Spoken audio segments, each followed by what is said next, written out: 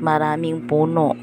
Ang nagustuhan nga namin dito ay mahangin. At yung mga cottages nila dito ay made of bamboo lang, kaya maaliwalas. At tanaw na tanaw din dito yung isla ng Himukilan.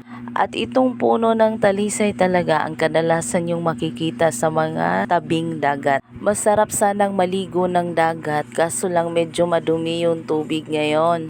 Tara, balik muna tayo sa cottage at kakain muna tayo.